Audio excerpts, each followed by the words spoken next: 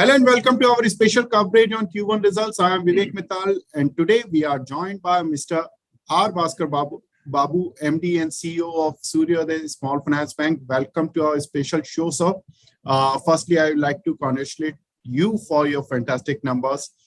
So we have seen that NI jumped from 177 crore to 225 crore. It's up around 27% YY and 7% on Q-on-Q basis. PAT jumped significantly because it's up from 7.75 crore to 47.6 crore. It's 514% jump on YY basis and 23% on Q-on-Q basis. Sir, what's the reason for this fantastic quarter, sir? I think we have been, the last 4 quarters, we have been sequentially had planned out in terms of how we build up and also clean up our GNPA book. So multiple strategies worked out together. So while we clearly focus in terms of building a very strong asset book, aided by very solid granular retail deposits. So our cost of funds haven't really moved up much. It's gone up by a couple of basis points.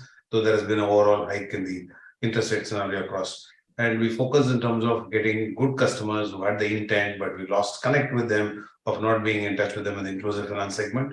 We managed to put up a collection force, which was focused only in terms of reaching out to the customers. But we also did one ARC transaction during December, which helped us ring fence our portfolio and start focusing in terms of building a good book.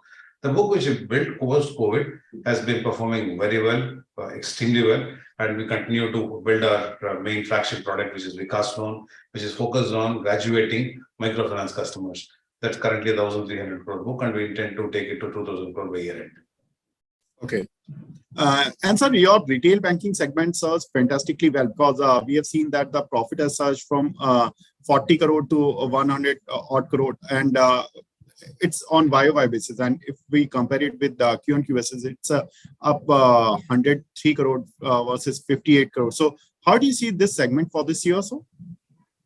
We kind of see very strong momentum, but however, we are very cautious to make sure that we are not really riding the momentum in terms of increasing our exposure high in terms of increasing the ticket sizes. Our focus in terms of getting good customers, retaining excellent customers, graduating them to Vikas Loan, a few focused products, and we want to build strength on it. And, but sir, your CASA ratio has declined significantly in this quarter because I just seen that it has down from 21% to 14.9%. Any specific reason or it's a concerning factor for the bank? It did not grow by absolute amount. We increased the deposit, the retail term deposit increased during this period, and as a denominator increased, the amount being the same, the ratio reduced. It's not overall, it's only down by a couple of crores. But this quarter onwards, the focus in terms of get back at least to 20%, or towards the end of the year, around 22% is what you're rated, but you're targeting around 25% CASA by end of this year. Okay. And sir, some losses were there in your treasury income because it was somewhere around a loss of say 44 crore. It was bond investment impact or any other calculation was there? It was last year. So this year we did not have any treasury loss at all. That was for first quarter last year. Okay. Okay, perfect. So your focus on corporate side is very limited so far. Any plan in this vertical in this year also? In which vertical? In corporate. No, we don't really kind of get into that at all. We'll continue to be a very retail bank. We'll start focusing on little higher ticket sizes in the secured business loan, where we operate from 15 lakhs upwards up to around even 2-3 crores of secured business loan. The only other something which is akin to corporate segment, we are present in lending to NBFCs, so which is currently a 700 crore book. Other than that, we don't really plan to get into the corporate segment at all in the next year, this year and the next year. Okay. And sir, if we look at your cost to income ratio, it has gone down from 58.3% to 57.5%. It is declining. So it's a good news for you. And despite the RBI rate hikes, so how did you manage and what are the guidance for this year? So we have invested quite a bit in terms of, we used to be a less than 50% cost to income bank, but we did some meaningful investments in technology and people. So the cost base really went up. But as the asset base is also growing up, it is getting absorbed. And our target is to go to closer to 55% by end of this year and maintain there around that. Okay. One more thing, sir. Don't you think that your PCR is down as compared to the industry standard, because it is just 47.3 versus 52.7% on a YOY basis. But if we compare it with the industry, then industry is somewhere around at 70 to 80%. So your take on this, sir? So we made a specific one-time provision in the ARC book, which is around 41 crores. So had the provision been available to make it's not counted as part of the provision, that was specifically against the ARC portfolio. As we're given the breakup, the 62 crores of our GNPA is ECLGS, which is fully guaranteed. Of course, it is taking time in terms of making the claims. We have covered till now around 8 crores of recovery, this for reimbursement. We are expecting that we will be able to get the reimbursement over the next 9 to 10 months' time. So if we have the provisions of 90 crores, and the balance which is left is around 40 crores, which we intend covering by Q2, max Q3. And had we made the 41 crores which we have made against ARC, now the carrying value of our SRs is only 23 crores, whereas we are collecting around closer to 6 to 8 crores per month.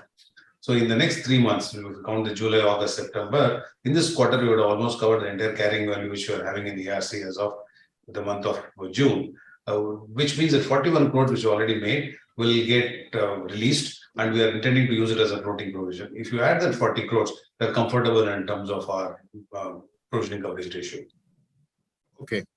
And sir, just looking at your NPS figure also, it is very encouraging, because we have just seen that your GNPA is down to 3% versus 10%, and net NPA is just 1.3% versus 5%. So can we say now that the gloomy phase is over for your bank on this front, sir?